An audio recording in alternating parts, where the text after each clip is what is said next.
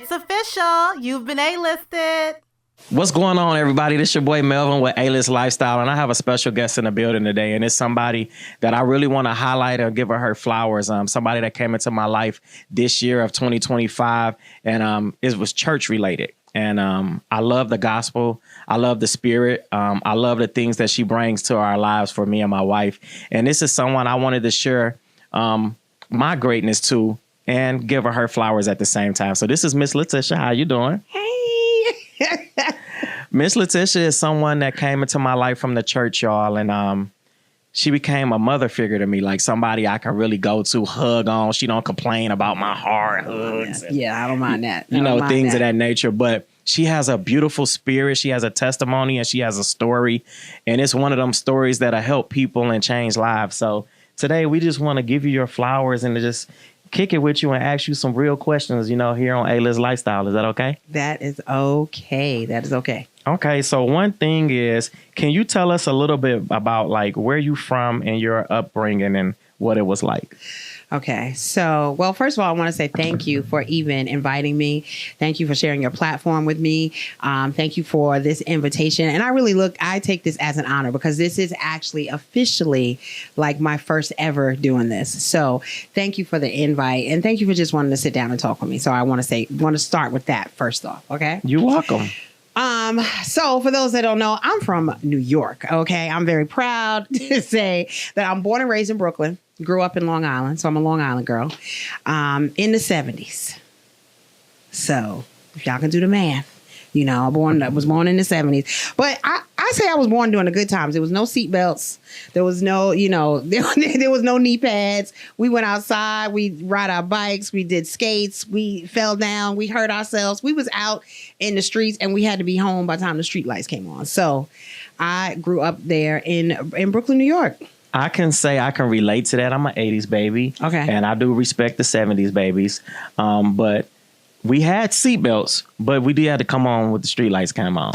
Listen, now, I want to ask the culture change. You went from 4 seasons to, like me, 1 or 2 seasons here in Texas. Yeah. So I'm from Detroit, Michigan. So I know about 4 seasons. Yeah. I love New York. It's because I go for Fashion Week twice a year. We go for the winter season. We go for the summer season. Yeah. But how are you dealing with the culture shock of really not having a winter and the Texas heat?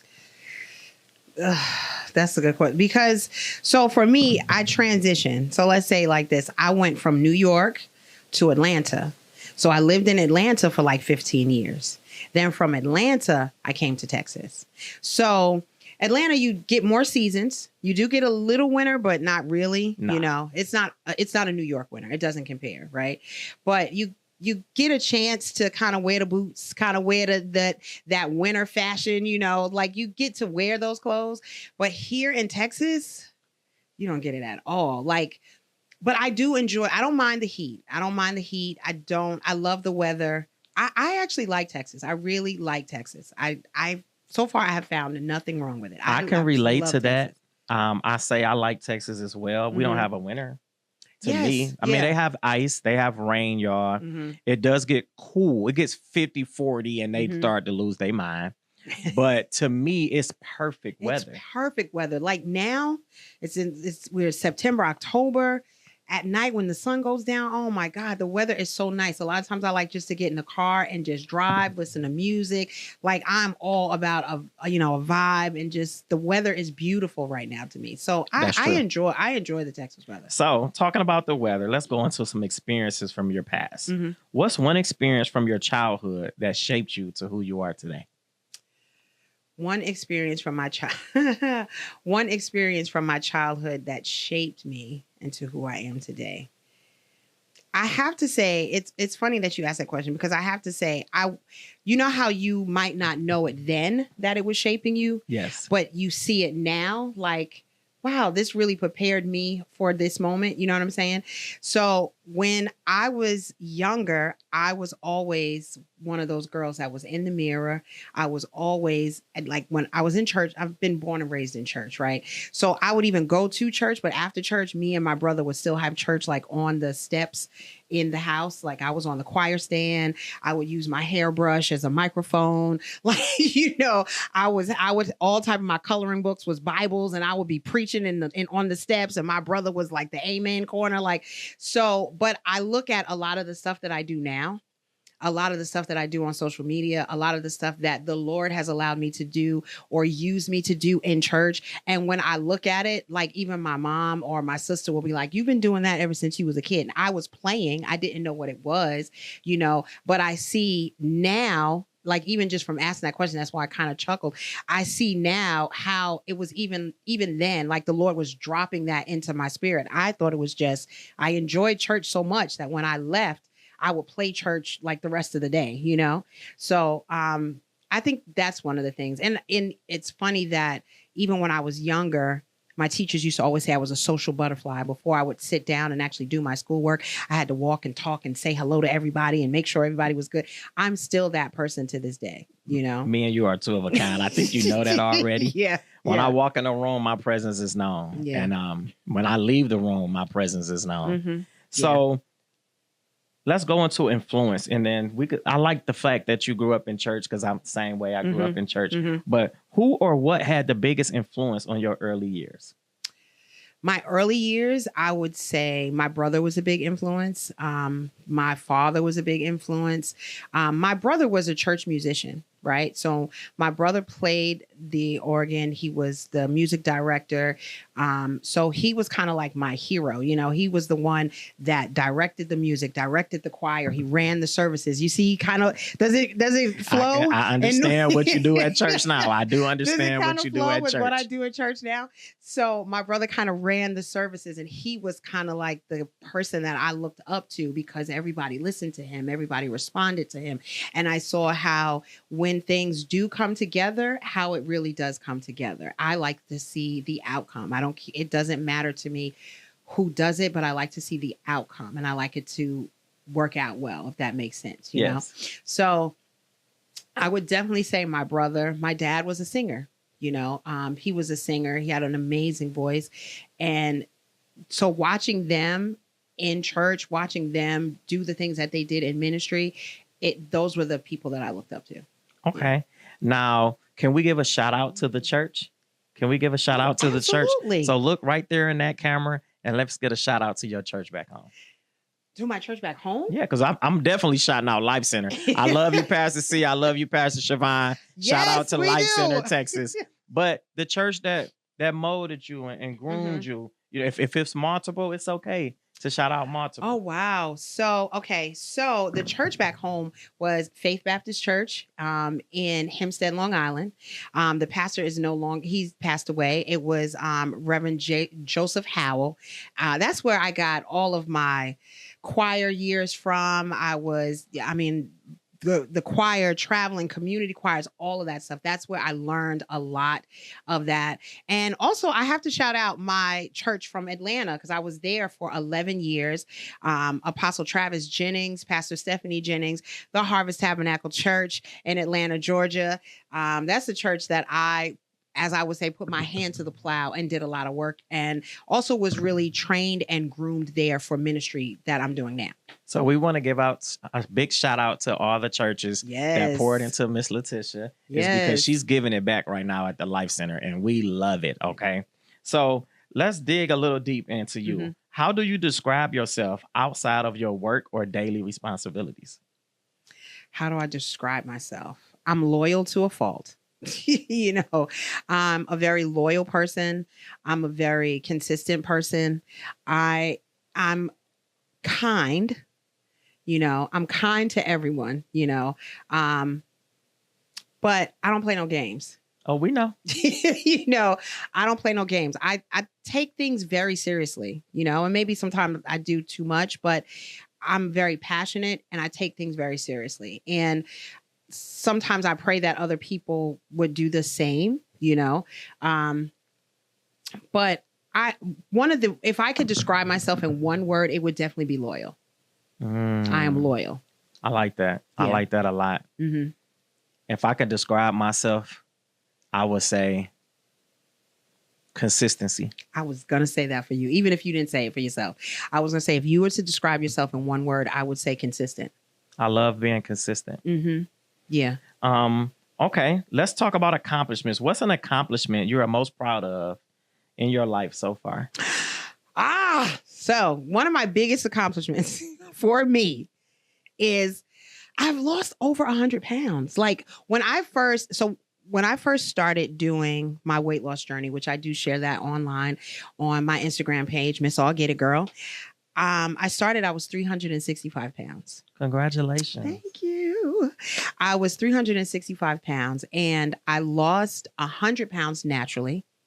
And after I lost 100 pounds naturally, I went and I had the gastric sleeve surgery. Okay. And from gastric sleeve surgery, I've lost an additional like 70 pounds now. So it's not the easiest journey. It's not the easiest journey to do it on your own or to do it with surgery.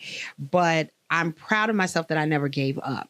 Yes, ma'am. I'm proud of myself that even in the weight loss, the gym, I mean, I've tried almost every diet you can imagine. You know what I'm saying? But like everything. But I'm very proud of myself that I never stopped, that I never gave up. And like I said, do the weight loss, through the gym, through the doctor's appointments, the psychological exams, the medications, the proteins, all that stuff. I was determined because I had a vision in my mind. And I couldn't shake that. So because I couldn't shake that, I constantly kept going. Now, can we elaborate on that real quick? Can we elaborate on the gastric sleeve? Mm-hmm. And can we talk about like pros and cons? Like like milestones, mm-hmm. The after effect, the before, mm-hmm. the nervousness to even getting it. Let's dig into that a little bit. What was your process going through that? So it started that I just started researching about it, and I started researching, and I went to like the doctor, and I started in Atlanta. I went to a doctor there and just started asking questions. I started seeing if I would be approved for the surgery, like if it was something that I could do. Right. But we scared. We scared to have surgery. We scared to go to the doctor. We are scared to do those things. I'm just being honest.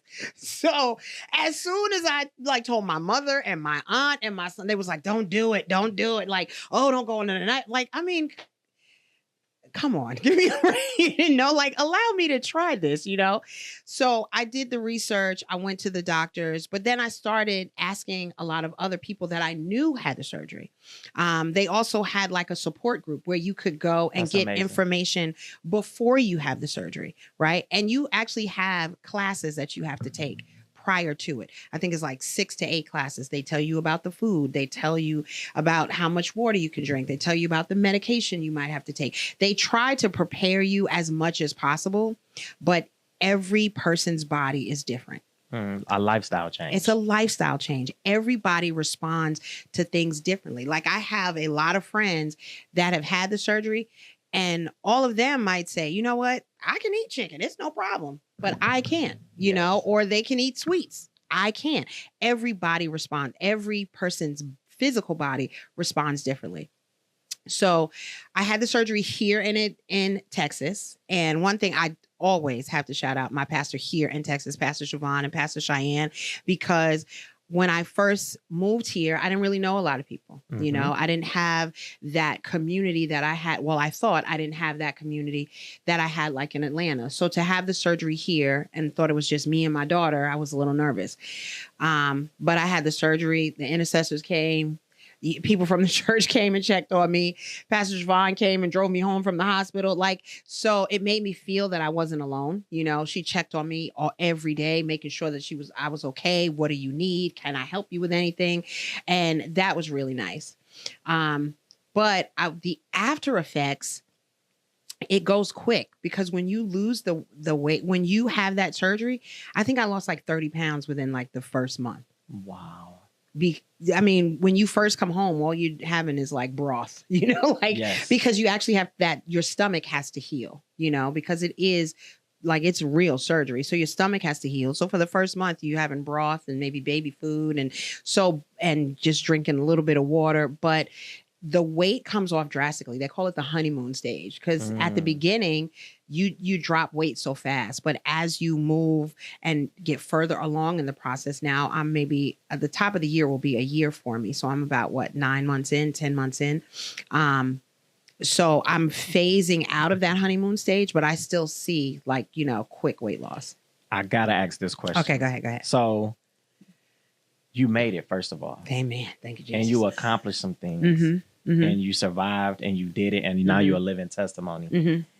Where was the moment that you realized, wow, I actually did that?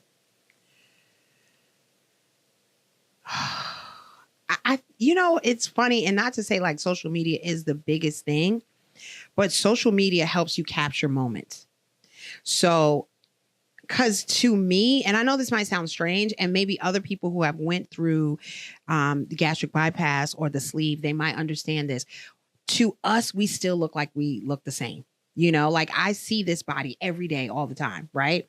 And when I like how, on Sundays, we do the black wall, we're going to take our pictures, we're going to get our content. But when I look at some of my old pictures and then I see my pictures now, or I look at old, selfies and I see my face before and I see myself, that's when I'm like, wow.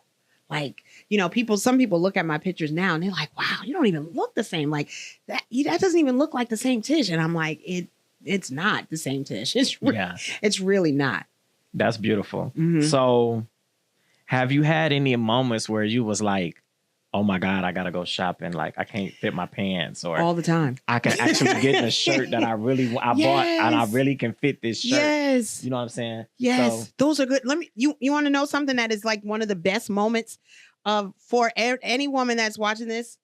Once you have surgery, some of the simple things, right? It's the simple things that mean so much. Like this. Like that is so simple.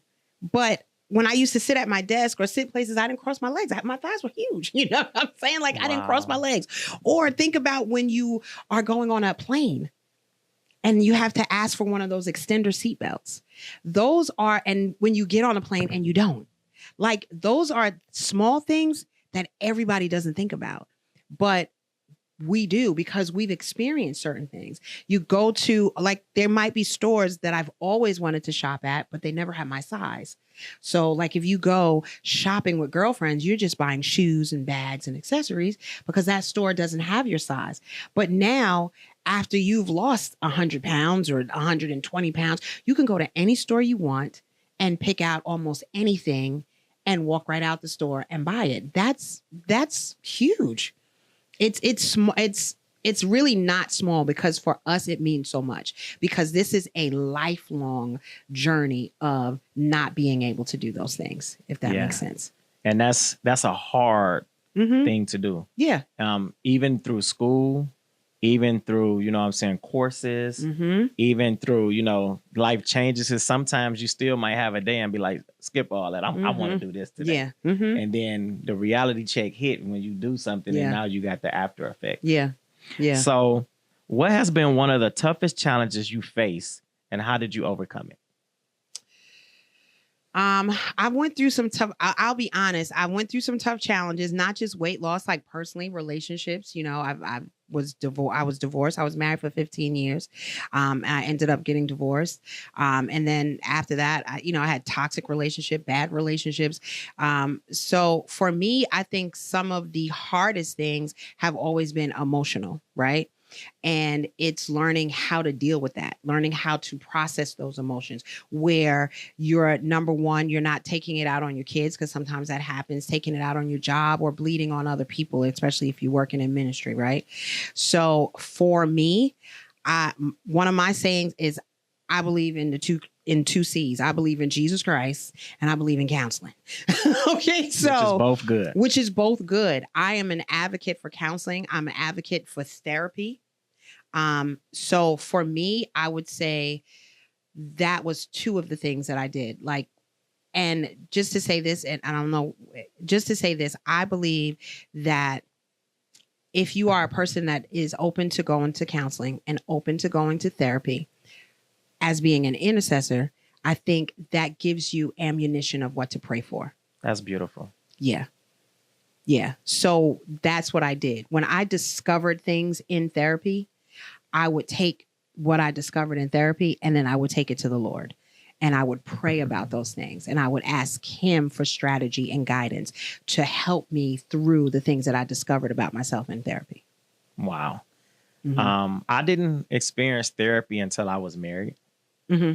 And going to therapy before marriage, during marriage, and still now, it's a reality check. Mm-hmm. And sometimes it's helpful to have someone who don't know you that can just listen. Yeah. They don't always have to respond Mm-hmm. at that moment, Mm-hmm. but to give you advice, things to work on, or to show you how you can better things, even when things is not wrong. Right. Like you don't have to go to therapy only when it's bad. Yeah, absolutely. Absolutely. Yeah. So I totally enjoy that. And I want to give a shout out to my wife. I love you, baby. Hey, Destiny. Hey, Destiny. I want to give a shout out to my wife is because she opened my eyes up to see that it's okay to go to therapy. Yes. It's okay to get counseling. And it's okay to get things where, you know, you might have things buried deep down inside of you that you didn't even know you need fixing on. Yeah. So I'm happy you brought that up so we can speak on, you know what I'm saying? Things of that nature. So shout out to everybody who's not scared to go and get therapy because it actually helps and it works. Yeah, it does. It does. Now I'm about to ask you a question that's good and bad. Okay. Have you ever experienced failure that turned out to be a blessing? Have I ever experienced? Yes. Have I ever experienced failure that turned out to be a blessing? I think God sets things up like that. So even what I was just saying, like the divorce, the bad relationships, some of the things that I went through in prior ministries, a lot of that, I would look at them as failures in my life. But once you get a revelation about your situation, you don't have any regret about it. And I always say, I thank the Lord that I can share without shame because God gave me a revelation of what that situation was all about. So if you was to look at it on the outside, yes, my marriage failed because I got divorced, but I learned more about myself after that. I was in bad relationships. They was toxic. They were bad. But each relationship, I learned more about myself. The relationship was a failure, but it developed more of a relationship with me and God because I had to go to him because I didn't understand what was going on in my life. That's deep. So bouncing off of that, what roles does faith, spirituality, and mindset play in your everyday life? Everything.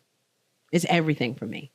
I'm one of those people that I go to God for everything because of my past, right? And because I know people look at me now, and that's why you see me in church, I'll be running around shouting, crying, all that stuff, because people don't know me then, and they don't know how far left I had gone, right?